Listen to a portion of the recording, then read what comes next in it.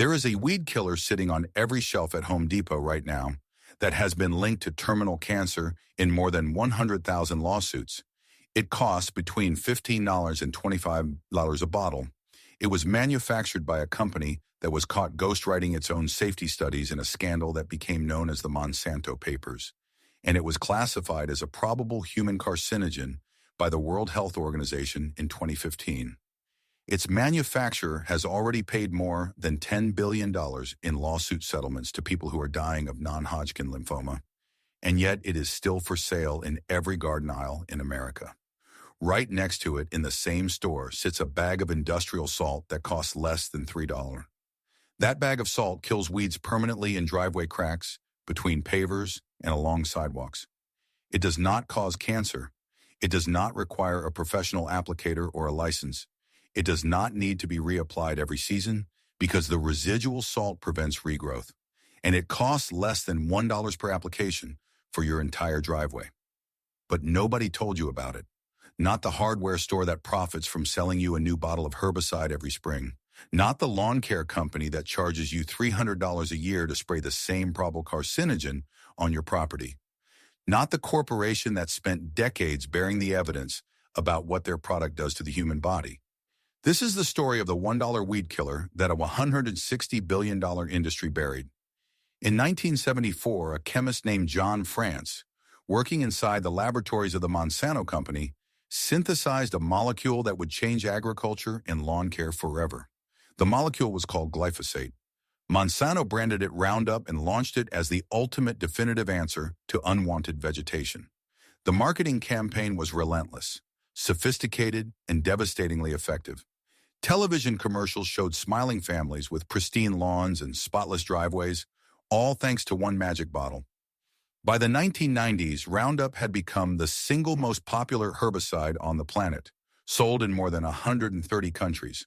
Homeowners trusted it the way they trusted aspirin or baking soda. Farmers sprayed it by the hundreds of millions of gallons across American cropland every growing season. School groundskeepers used it weekly to keep playgrounds looking clean and safe for children. Municipalities sprayed it along sidewalks, highway medians, and public parks where families walked their dogs and children played in the grass. By 2014, over 250 million pounds of glyphosate were being applied in the United States alone every single year. 250 million pounds of a single synthetic chemical soaking into the ground beneath your feet. Monsanto told the world it was perfectly safe. They told federal regulators it was safe. They published study after study after study that concluded it was safe. But in 2015, something cracked wide open. The International Agency for Research on Cancer, which is the Cancer Research Division of the World Health Organization, conducted a comprehensive review of decades of independent scientific studies from laboratories around the world. Their conclusions sent shockwaves through the entire agrochemical industry. Glyphosate was officially classified as probably carcinogenic to humans. That means the product being dumped at a rate of 250 million pounds per year onto American soil was probably causing cancer in the people exposed to it. Monsanto refused to accept the finding. Internal documents that were later revealed during court proceedings showed something far worse than corporate denial. Monsanto employees had been ghostwriting scientific papers that claimed glyphosate was safe and then paying outside academics to put their names on those papers as the listed authors. These documents became known around the world as the Monsanto Papers. They showed internal emails where company executives discussed detailed strategies to discredit and professionally destroy independent researchers who raised safety concerns about glyphosate.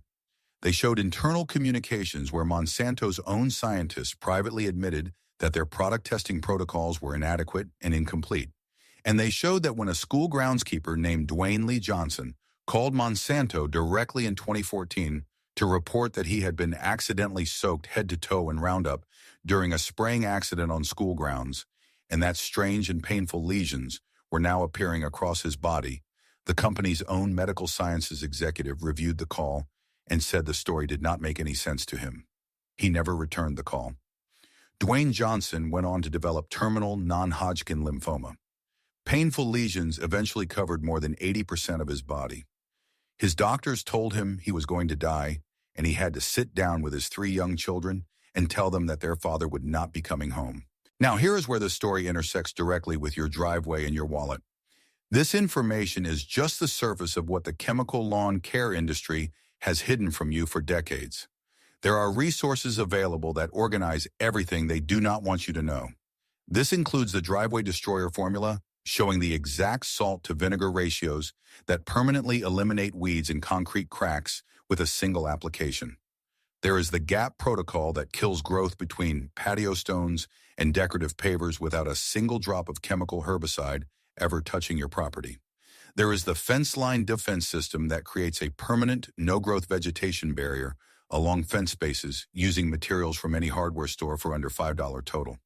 There are concrete crack killer guides with detailed application maps for driveways, sidewalks, walkways, and garage aprons. There is the weed prevention barrier method that stops new seeds from germinating before they ever break the surface using zero commercial products and zero recurring costs. And there is the full Roundup exposed dossier compiling every verified data point, every major lawsuit verdict, and every country that has banned glyphosate while America still sells it on shelves. These guides provide step-by-step instructions you can use this weekend. In 2018, Dwayne Johnson became the first cancer patient in history to take the Monsanto company to trial over Roundup exposure.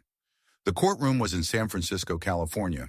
The jury heard weeks of testimony, reviewed internal Monsanto documents that had been sealed for years, and listened to medical experts explain precisely how glyphosate damages human DNA at the cellular level. They deliberated for 3 full days, and then they returned a unanimous verdict that shook the entire chemical industry to its foundation. The jury found that Monsanto had acted with malice and oppression because they knew what they were doing was wrong and did it anyway with reckless disregard for human life. They awarded Dwayne Johnson $289 million. That number was later reduced by a judge to $78 million and further reduced on appeal to roughly $20 million. But the floodgates had been blown wide open and could never be closed again. Since that landmark verdict, more than 100,000 people have filed similar lawsuits against Bayer, the German pharmaceutical giant that purchased Monsanto in 2018 for $63 billion. In January of 2024, a Pennsylvania man named John McCavison was awarded $2.25 billion by a jury after developing non-Hodgkin lymphoma from years of residential Roundup use. That verdict was later reduced to $400 million. In March of 2025, a Georgia jury awarded farmer John Barnes $2.65 billion for the same disease caused by the same product.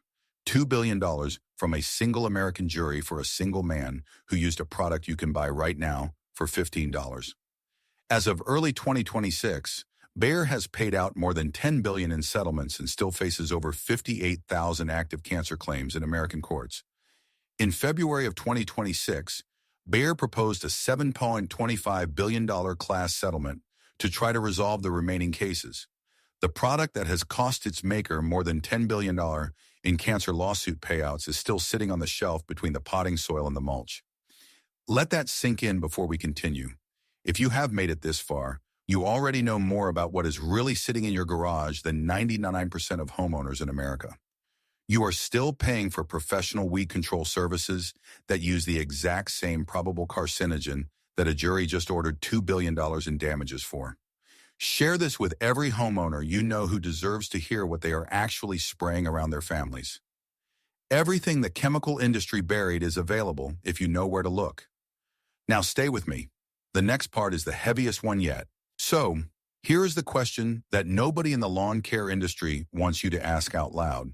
If glyphosate has been classified as a probable carcinogen by the World Health Organization and has cost its manufacturer more than $10 billion in legal settlements and has been banned or restricted in 38 countries around the world, why is it still sitting on store shelves at Walmart and Home Depot and Lowe's across America?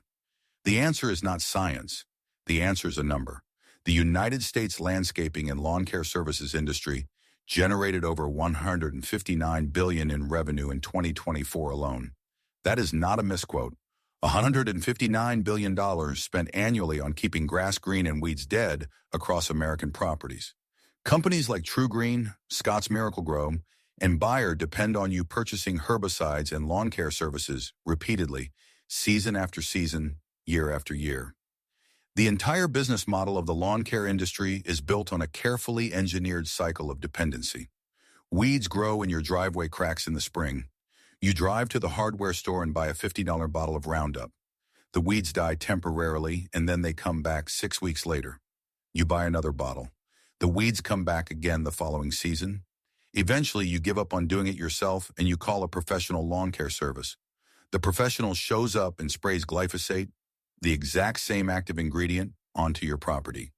The weeds return next season and the professional returns next season and charges you $50 to $80 per visit, 4 to 6 times a year.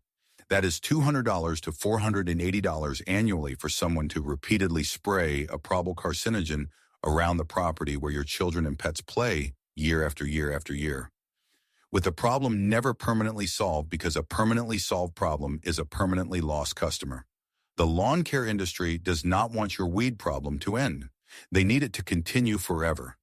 Now imagine a product that kills weeds once and prevents regrowth in that exact spot for years without reapplication. A product that costs less than $1 per application for your entire driveway.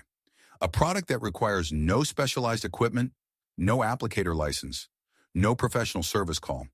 A product that humanity has used for thousands of years, that exists in nature, and that carries zero cancer risk. That product cannot be patented by a chemical corporation. It cannot generate recurring seasonal revenue. It cannot justify an $80 service visit.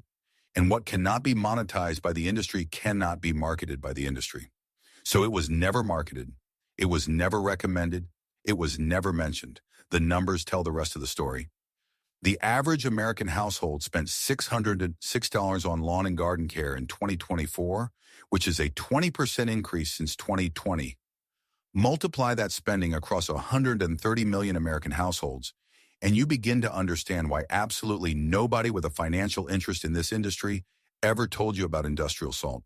Here is exactly what to do, and I will walk you through every step. Go to any hardware store in America and walk to the driveway and ice melt section near the back. You will find large bags of sodium chloride, which is industrial-grade salt, not the table salt you cook with. A 10 lb bag costs less than $3 and will treat your entire driveway and sidewalks multiple times over. Next, walk to the garden section and find horticultural vinegar. This is not the 5% acetic acid sitting in your kitchen pantry. This is 20% concentration vinegar specifically formulated for vegetation control and sold in most garden centers for $5 to $8 per gallon. That single gallon will last you months of applications. Here is the application method that works every time. Choose a dry day with no rain in the forecast for at least 48 hours. Pour the industrial sodium chloride directly into every crack, gap, expansion joint, and seam in your driveway, patio, sidewalk, and between every paver stone. Use approximately 2 tablespoons of salt per linear foot of crack for thorough coverage. Then take the horticultural vinegar and spray it directly onto any visible green growth, coating the leaves and stems completely. The 20% acetic acid in the vinegar burns through plant tissue on contact, killing visible growth within hours. The salt penetrates downward through the crack to the root system and dehydrates the entire plant from the inside out. And the residual salt that remains lodged in the crack after the water evaporates creates a hostile zone where no new seed can ever successfully germinate. One application, $1, permanent results on hard surfaces. Now I need to be completely honest with you because this is what separates real information from dangerous social media misinformation. Salt kills everything that is green. Everything. It does not discriminate between a weed in your lawn and your garden tomatoes. Do not use this method anywhere near your grass, your flower beds, your vegetable garden, or the root zone of any tree you want to keep alive. If wind carries salt granules onto your lawn, the grass will turn brown and die. If rainwater runoff carries dissolved salt toward your rose bushes, the rose bushes will die. This method is designed exclusively for surfaces where you want absolutely zero plant growth of any kind, ever. Driveway cracks, between pavers, along fence spaces, expansion joints, and sidewalks and patios. That is it. If you need weed control inside a garden bed or within 3 ft of ornamental plants, This is not your solution, and I will not pretend otherwise. And the horticultural vinegar at 20% concentration is not a household product. It will burn skin on contact, and it can cause serious eye damage. Wear rubber gloves and protective eyewear every single time you handle it. This is not kitchen vinegar. It is an industrial-strength acid, and you need to treat it with the respect it demands. These limitations are real, and pretending they do not exist would make me no different than the corporation that pretended for decades that glyphosate was harmless.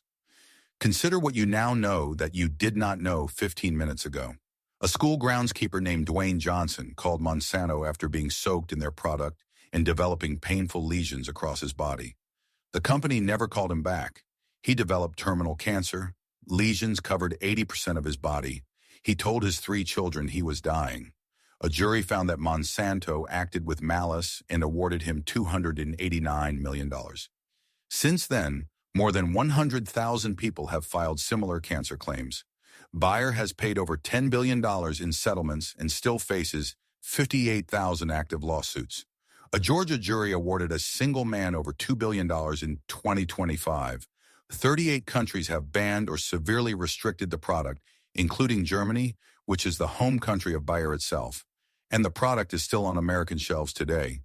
While a $3 bag of salt from the same store does the same job on hard surfaces permanently, without the cancer, without the repeat purchases, and without feeding a $159 billion industry that profits from your problem never being solved. This knowledge was never lost. It was never classified or censored. It was suppressed by something more powerful than any government order. It was suppressed by marketing budgets large enough to drown out simplicity itself, by an industry that needs chemical complexity and seasonal dependency to justify its own existence. The solution was always sitting in the same aisle, 3 shelves below the product that causes cancer. You were just never supposed to look down. If this story changed the way you look at the weeds in your garden, please subscribe and like this video. We are unearthing the history that they have tried so hard to bury. It is time to plant the seeds for a better future. Our next investigation will be revealed soon.